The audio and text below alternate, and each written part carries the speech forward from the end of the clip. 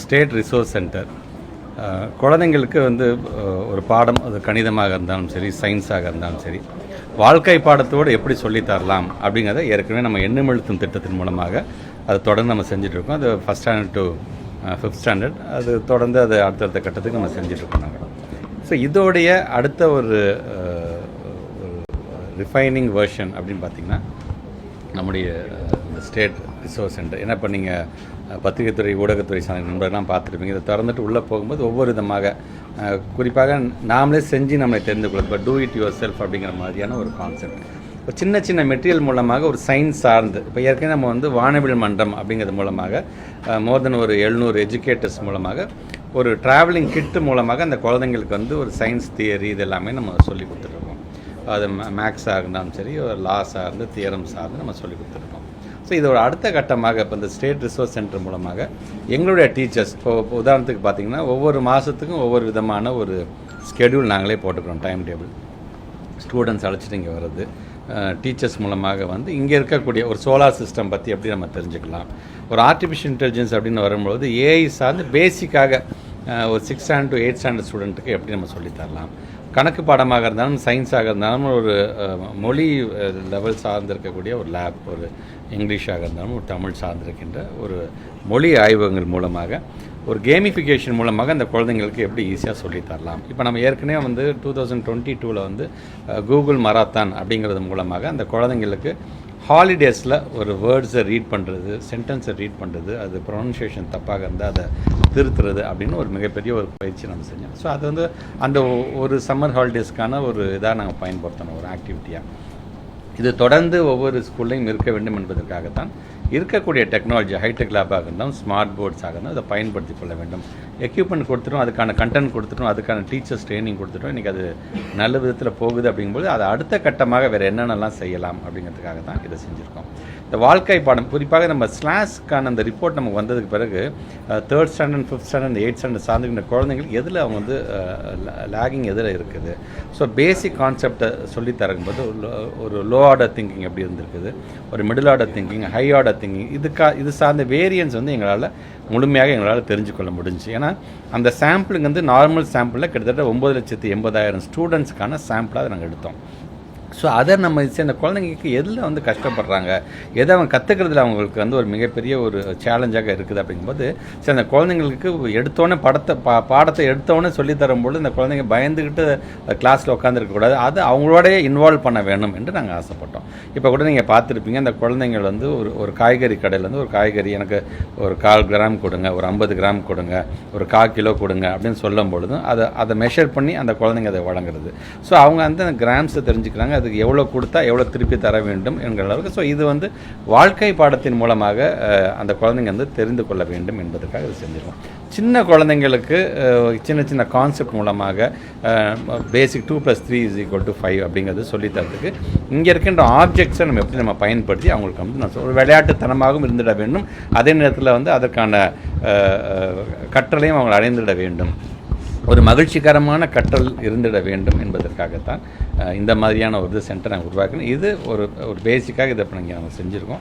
இதை ஒவ்வொரு டீச்சர்ஸ் இங்கே வரும்பொழுது இது தெரிந்து கொள்வது மட்டும் இல்லாமல் இங்கே தனியாக ஒரு கான்ஃபரன்ஸ் ரூம் மூலமாக மற்ற டீச்சர்ஸோட மற்ற ஸ்கூலில் இருக்கிறவங்களோட இவங்க வந்து இன்ட்ராக்ட் பண்ணுற அளவுக்கு, அதாவது காலம்படி நான் வந்து இதெல்லாம் நான் கற்றுக்கிட்டேன், இதை நம்ம ஸ்கூலில் இருக்கிற ஆப்ஜெக்ட்ஸை வச்சு நம்ம எப்படிலாம் நம்ம சொல்லித்தரலாம் அப்படிங்கிறது ஒரு விசி கான்செப்ட் மூலமாக. ஏன்னா பொதுவாக ட்ரைனிங்னா உட்காருவாங்க, டீச்சர்ஸ் கற்றுக்குவாங்க, போவாங்க அப்படின்ட்டு இல்லாமல் அந்த டீச்சர்ஸ் இந்த சென்டர்ஸ் மூலமாக கற்றுக்கிட்டதை மற்றவங்கள்ட்ட எடுத்து சொல்லக்கூடிய ஒரு நிகழ்வை இங்கே நாம் வந்து உருவாக்கி வைத்திருக்கிறோம். அது மட்டும் இல்லாமல் டீச்சர்ஸ் இங்கே வரும்பொழுது பல பாலிசிஸ் எல்லாம் இங்கே இருக்குது. சின்ன ஒரு லைப்ரரி செட்டப்லேயே நம்ம வச்சுருக்கிறோம்.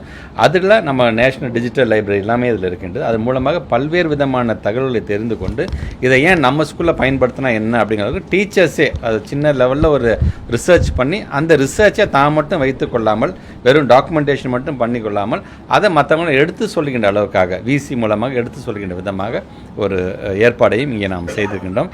சொல்லும்போது கோத்தாரி கமிஷன்லேருந்து எல்லா விதமான கமிஷன் சார்ந்திருக்கின்றதும் இங்கே இருக்கின்றது. இப்போ நான் வந்து இந்த பிஹெச்டி பண்ணனால எனக்கு அதனுடைய பயன்பாடு எனக்கு இன்னும் புரியும். எனக்கு இங்கே இருக்கக்கூடியது பார்த்தீங்கன்னா தரவு அவ்வளோ அழகாக ஒரு பிளாட்டரில் வைக்கிற மாதிரி இங்கே சிஸ்டத்துலேயே முழுமையாக வச்சுட்டாங்க. அதில் ஸோ தமிழ் சார்ந்து இலக்கியங்கள் சார்ந்து ஆய்வு செய்வதாக இருந்தாலும் அல்லது சயின்ஸ் சார்ந்து ஆராய்ச்சி இல்லாத பேசிக் ஒரு கல்வியை இன்னும் சிம்பிளிஃபை பண்ணி எப்படி நம்ம சொல்லி தரலாம்ங்கிறதுக்கான ஒரு ஆராய்ச்சி சார்ந்து நிகழ்ச்சி. ஸோ நம்முடைய எவ்ரி குவார்ட்டர் நம்ம வந்து ஒவ்வொரு டீச்சர்ஸ் கொடுக்கக்கூடிய ட்ரைனிங் ஒரு பக்கம் இருக்குன்னு சொன்னாலும் இது போன்ற ட்ரைனிங் இன்னும் அந்த டீச்சர்ஸ்க்கு வந்து ஒரு பயனுள்ளதாக இருக்கும் என்பதற்காகத்தான் இந்த முழு செட்டப். இது வெறும் சென்னையில் மட்டும் பண்ணாது பத்தாது, ஒவ்வொரு மாவட்டத்திலும் இருக்கக்கூடிய அட்லீஸ்ட் ஒரு செகண்ட் ஃபேஸாக ஒவ்வொரு டயட்டில் இருக்கக்கூடிய இடத்துல இந்த மாதிரியான ஒரு செட்டப் நம்ம உருவாக்கி தந்தால் அந்த பகுதியை சார்ந்திருக்கின்ற ஆசிரியர்கள் நம்முடைய மாணவ செல்வங்க வந்து பார்த்து அது பயன்படுகின்ற அளவுக்கு அது அமைதிவிடும் என்பதற்காகத்தான். அது சயின்ஸாக இருந்தாலும், மொழியாக இருந்தாலும், கணக்காக இருந்தாலும், இப்படி பேசிக்காக சொல்லித்தரக்கூடிய எல்லாம் இருக்கக்கூடிய ஒரு முயற்சியாகத்தான் இந்த ஸ்டேட் ரிசோர்ஸ் சென்டர் நாங்கள் வந்து அமைத்து வந்திருக்கின்றோம்.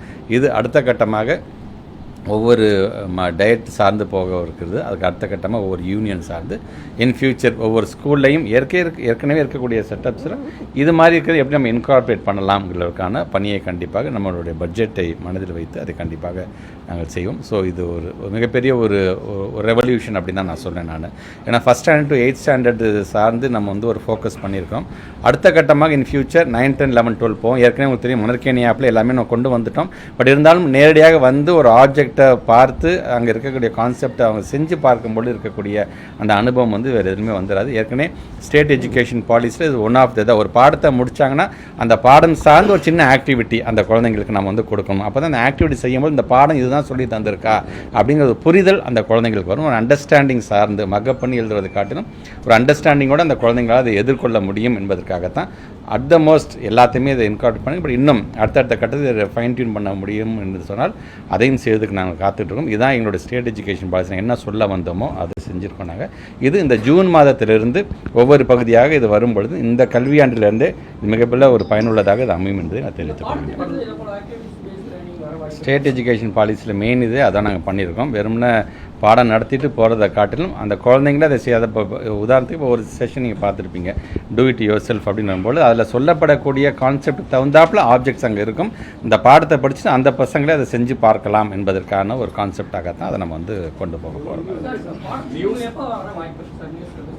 அதான் ஜூன் மாதத்துலேருந்து first standard to 5th standard நாங்கள் வந்து பிளான் பண்ணுறோம். நாங்கள் நேற்று HODs மீட்டிங்கில் அதை மைய கருத்தாக வச்சு அதை நாங்கள் பேசியிருக்கோம். அதுக்கான பணிகள் இப்போ வேகமாக அது போயிட்டுருக்குது. அது முடிந்ததுக்கு பிறகு அதுக்கான கான்செப்டை இமீடியட்டாக அதை பிரிண்ட் பண்ணி அதுக்கான புத்தகங்கள்லாம் அதுக்கான அந்த பணியை நம்ம செஞ்சுருவோம். நம்ம ஃபஸ்ட்டு ஸ்டேட் இதை பற்றி ஃபஸ்ட்டு எழுதுங்க நீங்கள், அதுக்கு அடுத்தது நான் பேசுகிறேன். அதே போல் தொடர்ந்து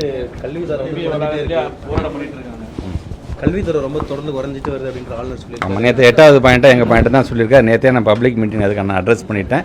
நாங்கள் தொடர்ந்து நாங்கள் என்னென்ன செஞ்சிட்ருக்கோம், எங்களுக்கு சார்ந்து என்ன செஞ்சுட்ருக்கோம், அது பாராட்டுறது வந்து வேறு யாரும் இல்லை, ஒன்றிய அரசே எங்களை பாராட்டிட்டு தான் இருக்கிறாங்க. எங்களை பொறுத்த வரைக்கும் இடைநிற்றலை பொறுத்த வரைக்கும் நம்ம 0 ஆக்கியிருக்கோம். நம்ம எலிமெண்ட்ரியை பொறுத்த வரைக்கும் ஹைஸ்கூல் ஹையர் செகண்டரி ஸ்கூலில் தான் அது ஒரு 7.7% இருக்குது. இப்போ அதையும் நாங்கள் குறைச்சிட்டு இருக்கோம். இது என்னென்னா ஹையர் எஜுகேஷன் பாலிடெக்னிக்கில் எவ்வளோ பேர் போயிருக்கிறாங்க, அதர் கோர்சஸ்க்கு எத்தனை பேர் போயிருக்காங்க, அந்த கணக்கு எடுத்தால் இன்னும் அந்த 7.7 ஏன்னா நேஷனல் ஆவரேஜ் மோர் தென் 14% இருக்கும். அதையும் நாங்கள் வந்து முழுமையாக நாங்கள் வந்து குறைச்சிக்கிட்டு தான் இருக்கோம். நாங்கள் நேற்று HODs மீட்டிங்கில் மெயினாக நாங்கள் பேசினது வந்து நம்முடைய பகுதி நேர ஆசிரியர்களுடைய கருத்துக்களை வந்து முழுமையாக வைத்திருக்கோம். அது சார்ந்து ஏற்கனவே நேற்றைய தினம் வந்து பகுதி நேர ஆசிரியர்கள் சார்ந்திருக்கின்ற சங்கங்களையும் எங்களுடைய லா டிபார்ட்மெண்ட்டும் எங்களுடைய பிரின்சிபல் செக்ரட்டரிஸ் எல்லாருமே உட்கார்ந்து ஒரு விதமான ஒரு டிஸ்கஷன் நடத்தியிருக்கோம். நாங்கள் எந்த மாதிரி விதத்தில் இவங்க நம்ம அப்சர்வ் பண்ண வேண்டும், யாருமே விட்டு விடாமல்.